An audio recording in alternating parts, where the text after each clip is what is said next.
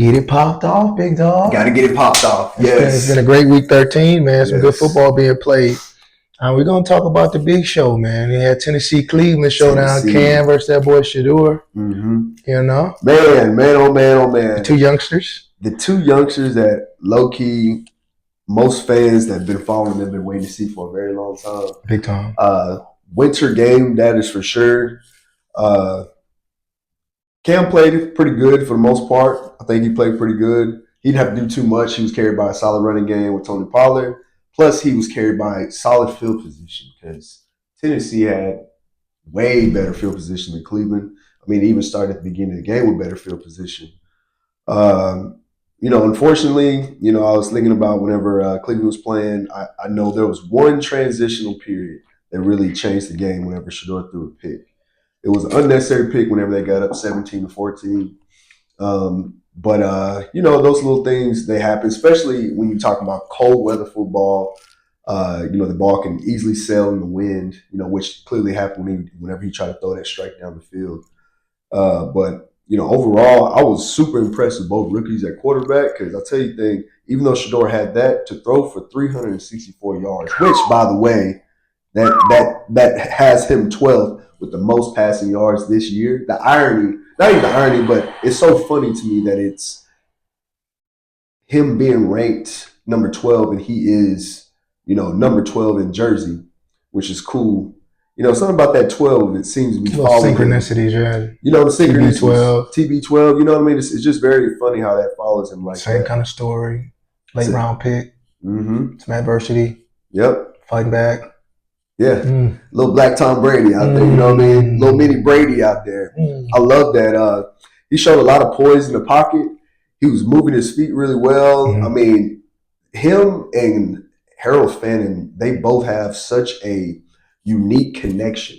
That's a good tandem. A really good tandem. And you know what? I even love the fact that he even found David Njoku on a dime in the back of that end zone. He put it like he threw it, like he led him to that spot, even though that defender was hovered all over him. Threw him open like we were speaking on before. Man, got to throw him open, bro. Definitely was huge. Overall, man, it was a good game. It was a really good game. I'm actually pleased. It's the end of the season. So when you talk about a team being 3-9 now, 3-10, yeah, that's Shedeur's third start. His third start, bro, and for him to throw for 393 total yards, right? Or not even throw, but to have 393 total yards, 364 yards passing, about another 26, 29 yards rushing, but a TD. He had 4 total touchdowns, man. That is what you want to see when you think about, hey, is he a franchise quarterback? I mean, real ones know that's been watching him since college. Mm-hmm. He's been primed for this situation since he was a baby boy. So this ain't nothing new up under the sun, but it's good to see that he actually got to show his skill set out there. But they both won. They both won that game because the Titans, they were able to, come out with a win. Shout out to Cam Ward. He put them in position to be able to win. And stuff like that. That's good for him, especially being the number 1 overall pick, to be able to solidify, hey, the reason why they brought me in is because I can help you win games. That's cool. It's a spark. That's good for them, but it's also good for Shedeur and Cleveland to see, hey, we got a franchise quarterback. Yep. There's not too many people in the league. Clearly, it's thrown for 364 yards that he's ranked number 12 on the list just from this season. So, 1,000%. Great game, man. I think both won. Cam won overall, got the victory. And Shedeur showed what he can do. Yeah. You know what I'm saying? It's funny you talk about that pass to Fannin. That was the same type of pass that he threw kind of to Judy, right? Kind of throw you open, stretch out, and you can still kind of snag it, you know what I mean? And to Njoku, my bad. Yeah. And Njoku caught that in the back corner. He did throw one to Judy, too. Yeah, right. And it's just nice to see those guys overcome adversity, right? And that's kind of like the Band of Brothers. That's what we do in football, right? We fight it out, but then we pick each other up. You know what I mean? And we move forward. And I don't know if people caught it, but after Judy went and scored that touchdown, they came together right there at the front of the end zone and kind of took a knee together, boom, boom, boom. I don't know if they said something to each other or they said a prayer or whatnot, but it was like bam, bam, bam, bam, boom. And we own. It was a beautiful thing to see. Energy speaks volumes. Beautiful thing to see. That's leadership. That's leadership. That's not pettiness. That's not emotionality. That's leadership. So it's good to see that, man. I don't think Cam won that game for Tennessee. That was a bad. His brothers won that game for him. That was a big statement game. Like you're going against your, you know what I mean, not your foe, but you're going against your, you know what I mean, your opposing guy. Y'all came in together. It's that same type of thing. So it was good to see his teammates rally and play the hardest football I've seen them play all year long. Because Tony Pollard has not had a game all season. I've been irritated about it, but it was good to see him finally go off and them give it the ball. Cleveland kind of took a step back on defense. Not sure what happened. I don't know what happened, but it was good to see that offense put some production together and to see Shedeur throw a number of different type of throws, to put the right amount of zip on some passes and then to put the right amount of touch on some passes was encouraging. Like, man, he's really in control of his game. You know what I'm saying? And he really kind of knows how to make things happen. And even on that pick, he was trying to make something happen. He had a little extra time in the pocket. I know he's trying to buy time. And honestly, that could have went the other way, right? Because he had a guy in that area, and I think he just kind of he was off-footed. He jumped a little early. You know what I mean? The receiver he was throwing to, it wasn't really a bad throw. The receiver was in front, behind the ball. He just kind of like was off balance and tried to jump, and it just wasn't enough, and it kind of sailed and boom, right into the hands of that safety. But I mean, couple inches lower, that's a big play. That's a dot. Now we're talking about a perfect game of Shedeur, because that would have been a dot and a spark that needed to happen that might have led to another score. So anyways, great to see, man, and I look forward to the future with those two. Absolutely. Man, let's swing it on up to D-Town in Detroit, man. That was a shootout as well. How you feel about that game? Yeah, man. When I think about it, Dallas had opportunities to get back into playoff contention, although they're still in it a little bit. But Detroit came out and they put up points quick. And so whenever you put up points quick, and Jamar Gibbs has been running the football so effectively all season, you know what I mean? Well, at least the back end of the season, he's been very, very dominant. Whenever you have that type of style going for you, that's going to make things even tougher for opposing teams. Cowboys, they had a tough time stopping that. They got into a rhythm where they actually got back into the game. But then what happens? They allow for the Lions to just continue to keep scoring. Just one of those things where seeing the Cowboys, they're very inconsistent, you know what I mean? But if they can establish a little consistency, it'll be better. But hats off to the Lions, man. They did what they needed to do. It was a must-win game coming off a 2-game losing streak. So for them to be able to do what they did, I mean, hats off to them, man. They had to do their thing. It's so hard to stop Jahmyr Gibbs. Yeah. Anybody's hard to stop Jahmyr Gibbs. It's really hard to stop a motivated Lions offense. I saw Dallas fighting back, and I've been loving that all season, is their ability to fight back.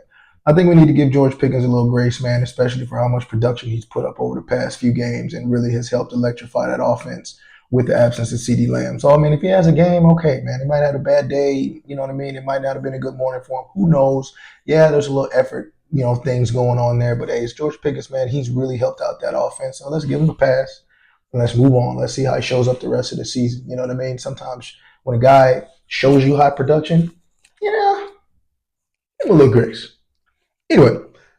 Yeah, you most definitely got to give him some grace. I mean, that was one of those games, there's no telling where his mind was. Right. But at the same time, that's where it's a team game. For sure. You can't, I respect the fact that I remember I was thinking he put a tweet up about how it's a team game. It you is. know what I mean? So, you need other players to step up outside of him, but I understand him being, obviously the number one receiver whenever CeeDee Lamb is out. But stuff happens, but hey, on to the next one. On to the next. That's how you got to be. Let's go to the Snow Bowl. Your boy Cincinnati and Buffalo. Man, I'll tell you one thing. I think the Bills may be the best team in the league. When they play, but literally right now. Mm-hmm. But they may be the best team in the league that knows how to play in the cold. Oof, yeah. Because seeing what Josh Allen was doing, to him to do so many, I noticed that the way he creates his plays, especially to throw players open, pump fakes. Yeah. He'll pump fake you, and if you go for it, he's either going to run it or he's going to pump fake you where he's going to throw you out of guarding position with his receivers, and he knows how to make so many different dimes. It was just ridiculous. He playing games with them safeties. He is. Run this way, stop, come back. He's just trying to mess with them. Man. Yeah. So just, watching him, seeing what he's doing with the Bills, man, hats off to him, man. They look primed and ready for a playoff push. Man, shout out to Josh Allen bouncing back and having a hell of a game and pulling it out, man. Some of them passes he threw were dimes. They're a little risky, but way to put it in an area where your guy can make a play and get paid. Cincinnati, man, shout out to Joe Burrow because he played a hell of a game. Shout out to T. Higgins. 2 touchdowns. T. Higgins had some passes when he was running. He was really getting pass interference, got his arm took, and he just went over there like it was easy. Think Yeah, he had like it was easy. one-handed catch dime. Come on now. That boy T. Higgins is something serious. And he looks a lot like lengthier than what you give him credit for because T. Higgins look like he's all of like 6'5" out there the way he runs. Man, super, super good. I know Joe Burrow, 25 for 36, Sheesh. 284, 4 TDs. Honestly, Sheesh. truthfully, they actually did a really good job where they had chances to win that game. It's just unfortunate Joe Burrow threw a pick, but whenever, you have a deflated or deflected pass that goes into an interception, the NFL is just such a delicate sport when it comes to turnovers. Even the greatest quarterbacks have turnovers, but there's just pivotal parts in the game where some turnovers hurt more than others. Mm-hmm. And in this aspect, in the fourth quarter, whenever he had a turnover, it was just a tough pivotal point because they just played catch-up ball. And they end up getting more points than the Bills. But the Bills, man, they just know how to finish games, man. Now they remind me of how in college football you have Alabama and Georgia. And at the beginning, whenever in Nick Saban's era, Alabama was almost more dominant than Kirby Smart's Georgia Bulldogs, right? Then over time, Georgia started to figure it out, and now they're the more dominant team, right? Mm-hmm. The Bills and the Chiefs remind me of those type of teams. Now the Bills are like how the Chiefs were whenever they was on their Super Bowl winning era.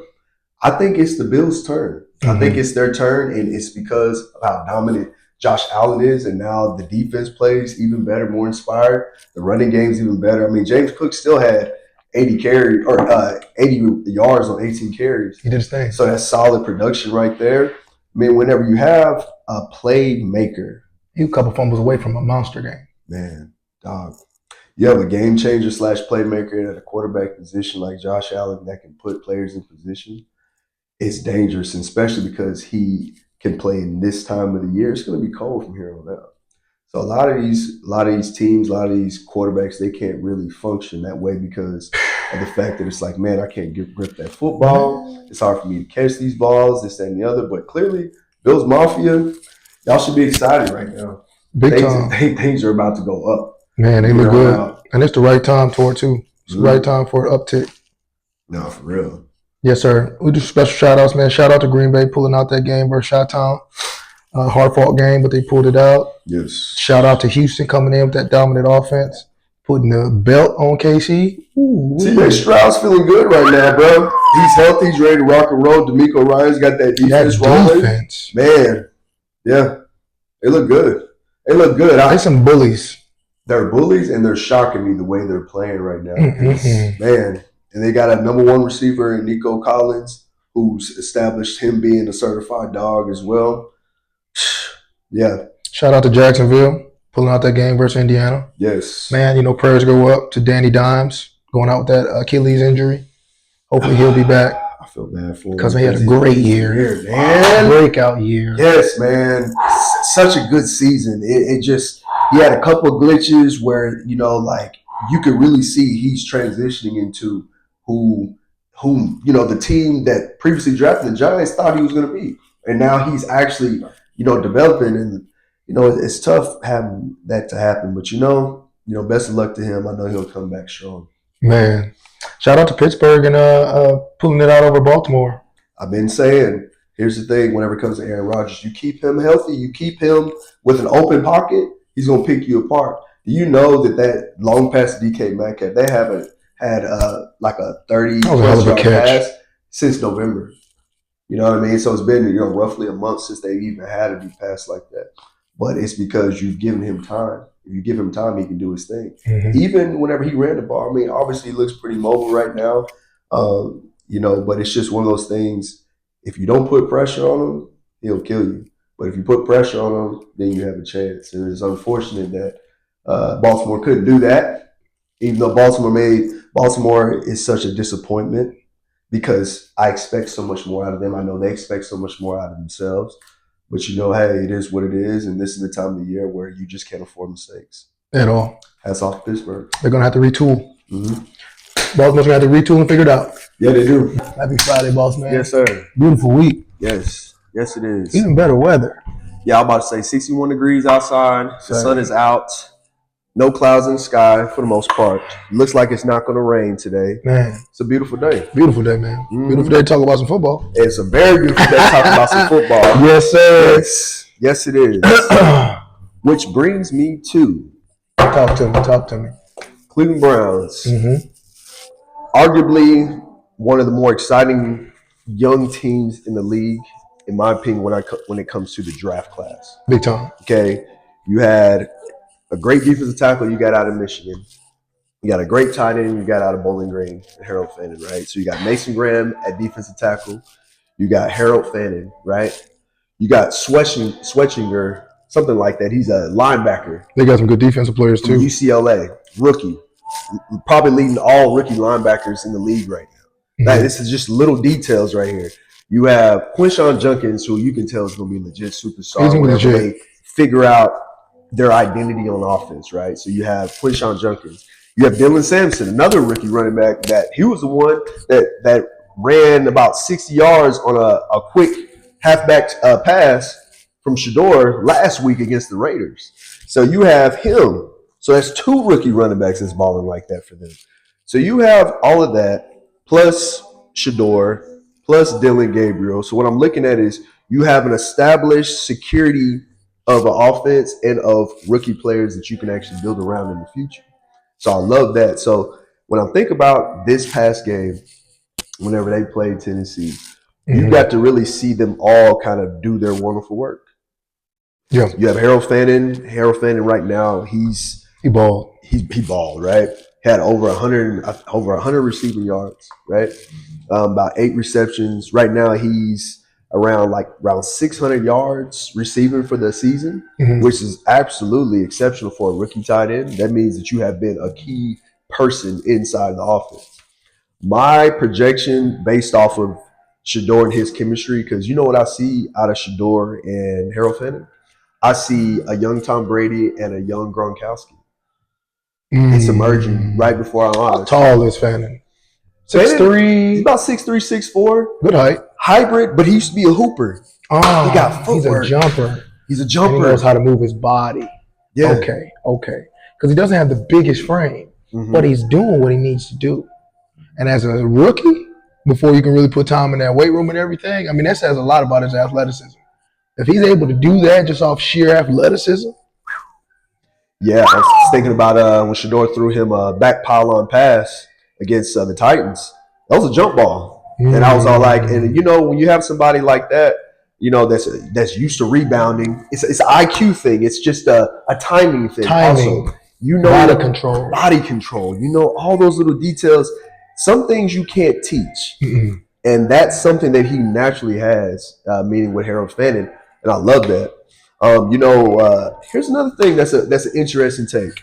Shedeur Sanders, 364 yards passing this game, right? Yep. 3 touchdowns passing, 1 touchdown rushing. Did you know, this is his third start. Did you know that there's only one other rookie quarterback in NFL history who has started 3 games, and on his third start, he too threw for 364 yards? I think I know who you're talking about. Brady. Say his name. Tom Say Brady. his name. 7-time Super Bowl champion. Say his name. Tom Brady. What number he wearing? 12. Okay. What? Okay. 12. And it's funny, speaking of, what are the odds of 12, that this season, the 2025 season, Shedeur Sanders leads the league in passing as the 12th best player when it comes to receiving yards or passing yards this season. He's threw for 364 yards. There's only 11 other quarterbacks that's threw for more this season. Now, it sounds like a lot. There's no other rookie that's thrown over that much. There's no rookie that's threw for that much. Nope. No rookies threw for 300 yards yet. 300 yards, bro.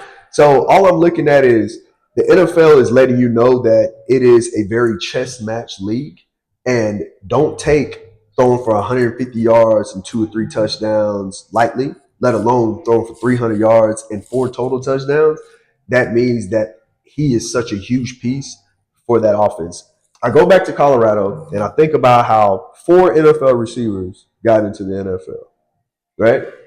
Jonte Weston, you know what I'm saying? It says Travis something. Hunter, you know what I mean? Will Shepard, you feel me? And Jimmy Horn, you feel me? And then the year before that, you had your boy that plays for Arizona right now, so Xavier Weaver. So what I'm looking at is they have been producing because Shedeur knows how to get the football to all of his teammates. I think about against the Titans, you think about receiving. 1, 2, 3, 4, 5, 6, 7, 8, 9, 10 different receivers.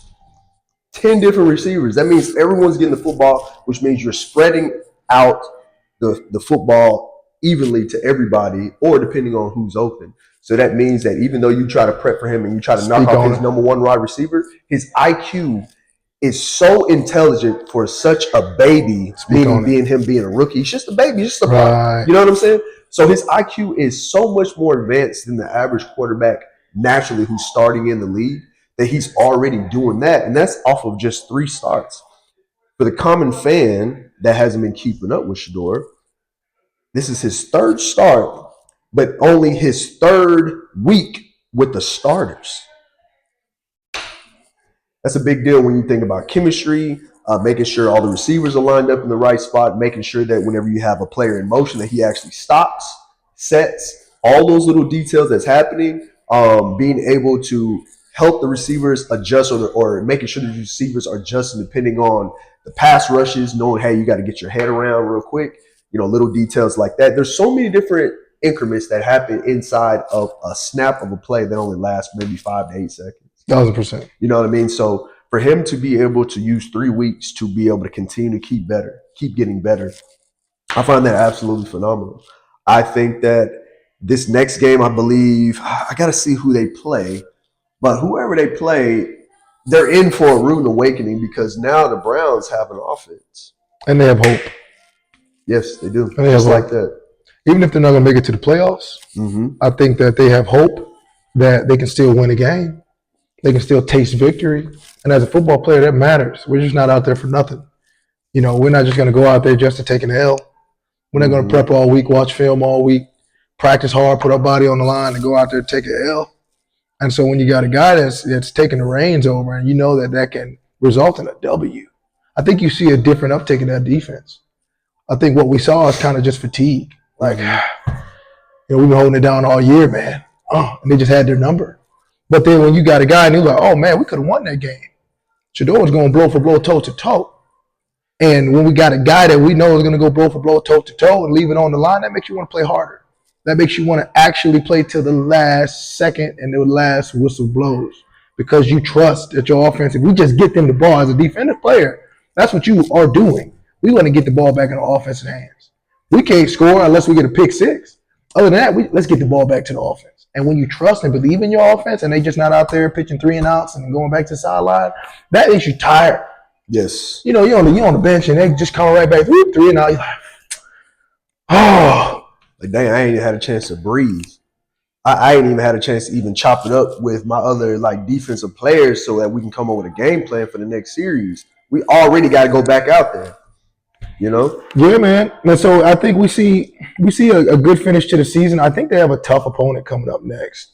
Let's see. Yeah, I got to see too. Who are they playing? I know it's a divisional game. I want to say maybe they got to revisit the Ravens. Oh, no, I'm tripping. They're playing the Bears, and they're at the Bears. I was going to say that. I thought they were playing the Bears. They're playing the Bears. I was thinking in my mind. I was like, they might have the Bears. My Bears. That's tough, man. Yeah. I think it's a good game for them, though. It's a good follow-up game. The Bears are tough this season, but they're not unbeatable. That's my squad, but we're not unbeatable. I do want to see Shedeur finish out well. And I think, like you say, they are in for a rude awakening. There's not much film on this kid. And he's a lot, not a little, he's a lot better than we assume. And for the common fans watching the show, the reason why the publicity and the energy is so high on this kid specifically is because he is very talented. And if you've watched him through, I guess the respect and admiration of his father. If you watched his journey from the first college he went to and the high school that he was in and the school that Deion Sanders put together for those boys, this kid has been battle tested and bred to be a winner. Boom. Deion Sanders is one of the best, no, not best athletes, not best talents. He's one of the best NFL football players that the game has seen. Some people consider him the GOAT. Facts. Do you know how difficult it is to be a GOAT at the cornerback position? There may not be any other person that we're talking about being GOAT that didn't play outside of quarterback, wide receiver, running back. Mm-hmm. He's a cornerback that's considered to arguably one of the GOATs in the game, and is considered a GOAT for some people. And so with that level of respect and admiration, we've been following this kid, and he's done nothing but worked hard, and he's been battle tested since he was lacing them up. And so we want to see him be successful because we've been watching his journey. Mm-hmm. And when he had no reason to not have the opportunity to get on the field to show what he can do, it's natural to kind of pick holes in something that's being highly projected. It's natural, right? Something's being highly projected, pedestalized. It's super bright. They're cranking up the volume on it. It's like, it's too loud. Right. You know what I mean? It's too loud. Well, what about this? Yeah, y'all all talking about this kid. He's all the great next thing since sliced bread. But he don't look that good to me. Mm-hmm. He ain't that fast to me. He ain't that accurate to me. You know, and so it's a little bit unnecessary. He's getting a lot of, I would say, dimming of the light for those who don't understand how it got so bright in the first place. And so he's been under a lot of adversity. And so for now, it is challenging because I initially want to lead with humility on talking about Shedeur Sanders. I kind of want to be like, it's the game. Great. We'll see some more of it. Right. Yeah. But then I think about how much adversity has been on him, and it has been unwarranted. Yes. Because it's nothing about him. He's been nothing but a great leader and a great talent and a great athlete. That's it.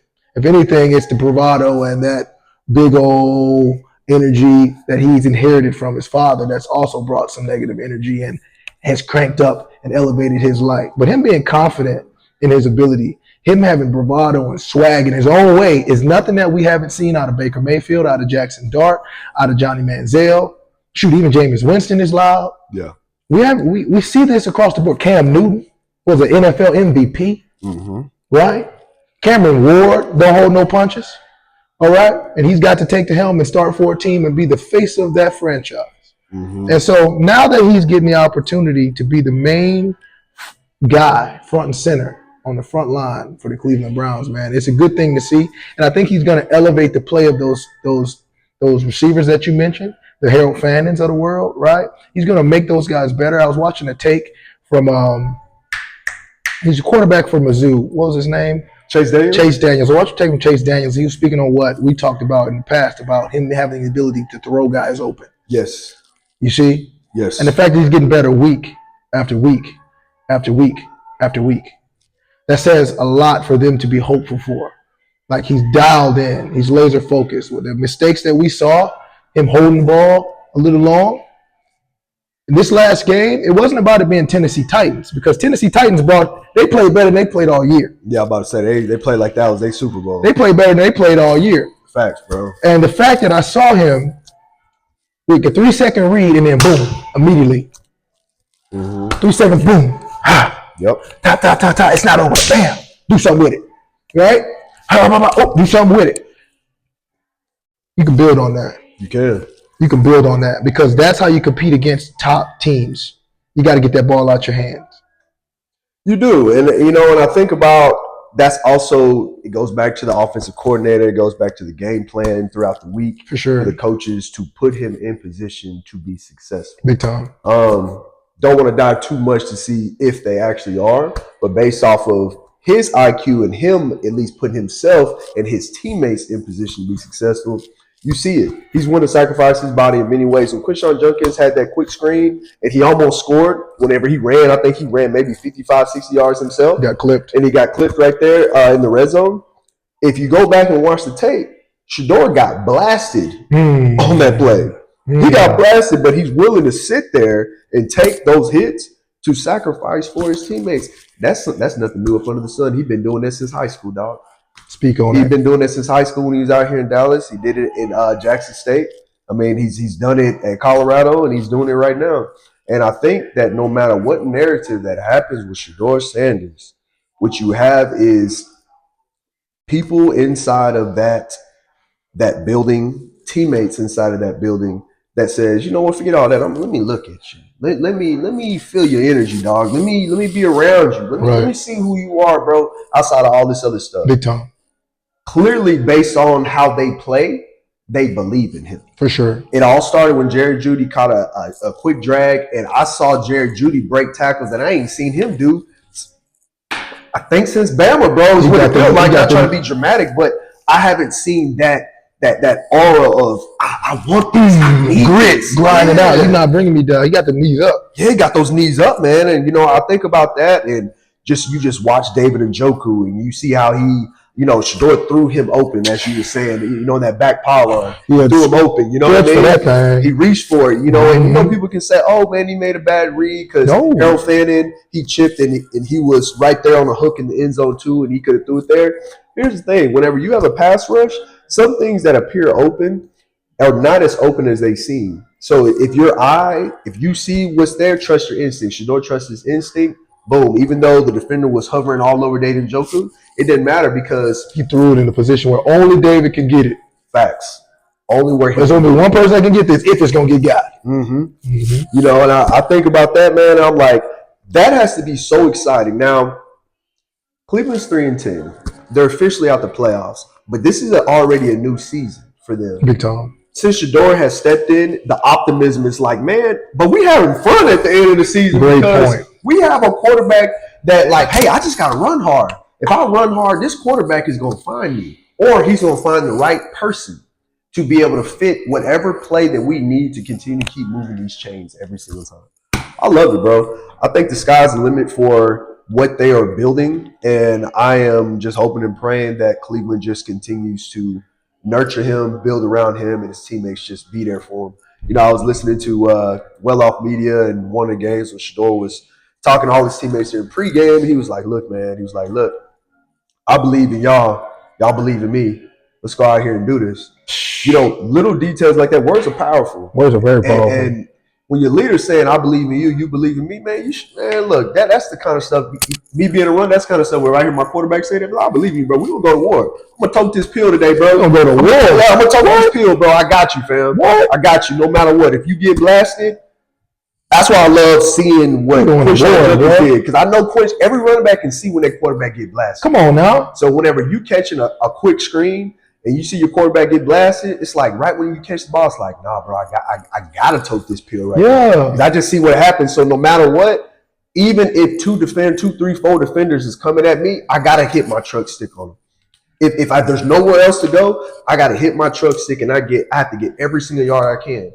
But at the same time, if I see you get hit and I have open space, I'm going to do everything I can to juke these defenders, and I'm getting 80 out the game. I'm trying to score. And that's exactly what Quinshon Judkins did. And that's the kind of stuff, that's the kind of energy where when the defense sees that, they're hungry. Come on, man. They ready to knock somebody's head off when they see that kind of stuff. Like, man, we got dogs on the offense. Bet. We can go ahead and eat certified dogs on the defense and work good. So with that being said, I think these next games where they got the Bears. They're at the Bears. They go to the Bills. At the Bills. And the Steelers. The Bills is coming to them. The Steelers are coming to them. And then they're at the Bengals to finish. So these 4 games, my prediction, I think that they can get at least 2 out of the 4 games as a win. Now, depending on the teams, this is what I think. I think that they will get Chicago. They're going to lose to the Bills. They're going to lose to the Steelers. And then they're going to clip the Bengals at the end of the season. That's just what I think. What you think? I know it's tough, but it's a prediction, right? It's a prediction. Yeah, it's a prediction. It's a good prediction. I know. And it's tough, I get it. So in case y'all didn't hear, my boy is a Chicago Bears fan. You feel me? Chi-Town, I respect it. You feel me? So shout out to Chi-Town for real. You know what I mean? Because Yes, they sir. balling, they playing well, man. Yeah, Caleb Williams man. is playing phenomenal football right now. The defense is playing inspired football right Playing now. inspired. They look like Seattle when it comes to, hey, this spark is here. You know what I They mean? really do. I'm gonna go with my gut, and it might be a little biased, but that's okay. I think Chicago's gonna be a shootout. Yeah. I think Chicago's gonna be a shootout, and I think that I think Shador's gonna perform really well at Chicago, but I think they're going to take an L. I don't know why. I think they might lose to Chicago, but I think it's going to be a shootout. I think it's going to be another Tennessee type game to where he puts on a performance, and it's not necessarily him. It just comes down to time management, and whoever has the ball last, kick a field goal or something like that. So I have Chicago winning by a field goal, Okay. and I have Shador performing well. I think they're going to beat the Bills.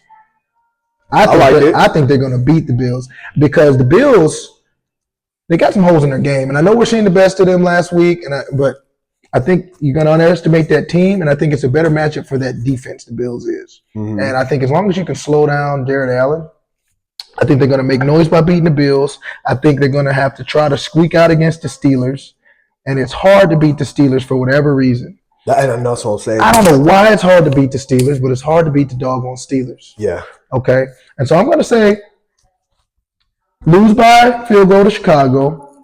I think they beat the Bills. I think they lose a close game to the Steelers, and I think they beat the Bengals. So I'm going to give them a dub against the Bengals and the Bills, and I might give them a dub against them Steelers. I know. I feel like something special is going to happen. I feel you. I'm curious to see how these predictions and see just how the chips fall because I just feel like you have an inspired team. You know what? I'm going to beat the Steelers. Okay. I'm going to go L to Chicago. That might be biased. No, but you just got But Bills, Steelers, and Bengals, I think they take the dubs, man. I think whatever comes out of the Chicago game, however they play, I think it's going to wake them up to let them know, like, whoa, we got something. We can win out. And I think that energy that they get from that game in Chicago, I think it's going to carry over to them Bills. I think the Bills are going to be like, oh, we got this rookie quarterback. Oh, it's going to be cold. I think Shador's battle tested in the cold, right? They're used to the cold. So I don't think that's going to phase them. Boom. And I think they barely knock off them Steelers by like a field goal. Yeah, I can see that. I think it's going to be a close, ugly, slow, sludgy game, and they barely might knock off them Steelers by a field goal. And I think Bengals going to be a shootout. Yeah, that's going to be a shootout. Bengals going to be a shootout unless they have, if they get wide receiver back. Because what's his name is hurt right now. Jamar Chase? No. T. Higgins? Higgins is hurt right now. That's a huge one. But he'll be back, though. Right. He'll be back. Yep. Yeah. I think, It's dicey. It's going to be fun to watch that play out. And It's going to be ready, but it's going to be fun to watch it play out. It's going to be fun, and I want to see if Myles Garrett, because Myles Garrett's goal is to get 25 sacks. He has 20 right now to beat the overall sack record. I think you got to get 22 and a half, but he wants 25. But you know what? 4 games left. He's going to get 25.